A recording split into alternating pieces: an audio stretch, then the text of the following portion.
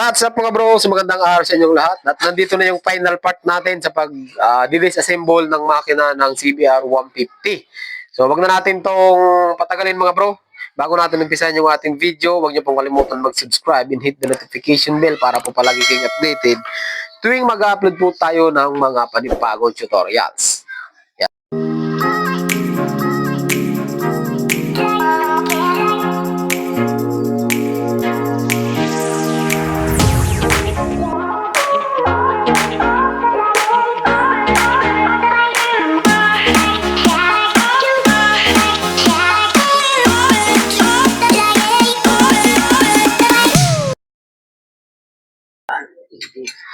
Ngayong araw mga bro ay ibababa na natin yung makina talaga. So mga i-disassemble na natin para mapalitan na natin ng sigunyal. So dito mga bro sa clutch side, okay? Sa clutch side, meron kayong apat na tatanggalin na bolt. Dalawang mahaba at dalawang maikli. Ayan, ito. Ito yung dalawang maikli. Ayan, kita nyo yan. Isa, dalawa, tatlo, at saka yung ito pang apat. Tanggalin natin yan. Yan o, ginamitan na ng baril o. Okay. Yan, maluwag bro ha. Yon. Yon. Ito sa taas. Yon. Yon. Ayos. Okay, kalasin mo na bro. Tanggalin mo na lahat. Okay.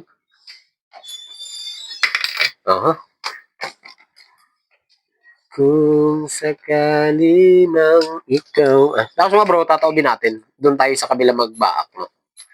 Siya pala, may tatanggalin pa pala tayo dito yung ano. Ito ah. Buti naman tunay. May mga guma bro ah. Ilagyan ko na. Tumagas na ba? Okay, kabila. Itaob mo. Okay na yan. Lagyan mo. Balik na rin mo. Ay, nilangis pa dahil pa oh. Uno. Ayan. So, tanggalin mo muna to bro. Yung selector natin, yung sa neutral sensor natin mga bro, tanggalin nyo muna. 8mm lang naman yan. Okay, tapos itabi mo na yung bolt bro para hindi mawala. Ipasok mo na yan. Yon! Ipasok mo doon para hindi... Goods! So, lahat ng 8mm mga bro, yung kabila, 10mm dito, 8mm lahat yan. Ayan. Isa, dalawa, tatlo. Ayan, lahat ng nakapaligid. So, tatanggalin nyo yan. At yung sa loob na isang 8mm, tatanggalin nyo rin yan, mga bro. Barilin mo na. Ano bro? Kinahirapan ko. Matigas yan. Baka hindi kakasya yan bro. Ito bro. Yung mahaba ng... Ito. Yan, yan. Oh. Yan. Yan ang gamitin natin. Lahat. Alas. Yan. Tatanggalin nyo lang lahat yan mga bro. Para lang kayo naglalagay. Lahat ng 8mm sa gilid, tatanggalin nyo. Yan. Okay. Yan. Mas maganda ka talaga mga bro, malaking bagay yung... Ito, tandaan nyo to ha. Kasi minsan marami nang kakamali pagkabalik nito. Lagayan ng wire natin to. Subali dito sa may ito. Yan. Oo yan, pwede. Kaya mo na. Alas na eh. Yan. Bago na. Sablay. Yan. Okay. Alas na yan. So, pagka nalawagan nyo ng mga bro, tanggalin nyo na ito mga ito. Yan. Pwede yan. Basta sa gitna. Iwalay mo lang. Tanda mo lang bro. Ayan. Diba, kahit naman magkabalik-baliktad doon eh. Pero mas maganda kapag gano'n pa yan, baguhan, mas maganda hiwa-hiwalay lahat naman. Nakalas na lahat.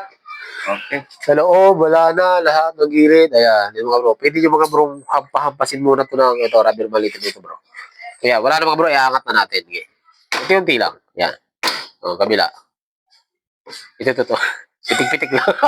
Ayan, kalas na yan mga bro. Alalahin mo ito bro, para kung gusto nyo mga bro, ganito ha. Kung gusto nyo kayang maghiwa-hiwalay, alalahin nyo dito pag ano. Alalahin nyo yung pag ano dito. Yan, dahan-dahan lang. Para hindi maghiwa-hiwalay yung transmission. Kung baguhan nga. Kung gusto nyo hindi maghiwa-hiwalay. Okay bro. Hindi galaw-galaw lang. Ayun oh. Ayan mga bro yung loob. Ayan yung loob ng ito naiwan na yung ano natin. Naiwan na yung balancer natin ha. Mamaya tuturo ko sa inyo kasi kakaiba yung timing ng balancer niya. Meron 3 mark yung balancer gear natin. Marami yung nagkakamali dyan. Ayan yung nangyari Boss, pupukin mo. Ayan yung nangyari mga bro, in-overhaul natin na CB mga bro. Anong nangyari sa kanya ay baliktad yung kabit ng timing ng balancer natin. Okay? So ito po yung ano, ito, pwede nyo lang hindi kalasin, pero pwede nating kalasin din to. Ayan, para malaman nyo rin yung position ng bawat shifting fork natin. Ito yung sinasabi ko sa inyo mga bro. Yan o. Ito o. Oh. Maraming nalilito dito mga bro. Ito yung sinasabi ko sa yung tatlong mark mo. Paano nyo itatiming to? Meron tayong mark dito, isa. Meron tayong mark dito, pangalawa. At meron tayong mark na pangatlo. So mamaya, ituturo ko sa inyo kung paano yung timing ng balancer gear natin. So siguro mga bro, hanggang dito lang yung video natin. Abangan nyo na lang yung susunod na video natin. Lilinisan muna natin siya. Talsik yan. Lilinisan natin siya at mamaya tuturo ko sa inyo kung paano magbalik or kung paano i-assemble naman yung makina. So hanggang dito lang, magandang araw sa inyong lahat at ano bro, okay lang dyan? Yun no, quality. So linisan muna natin to.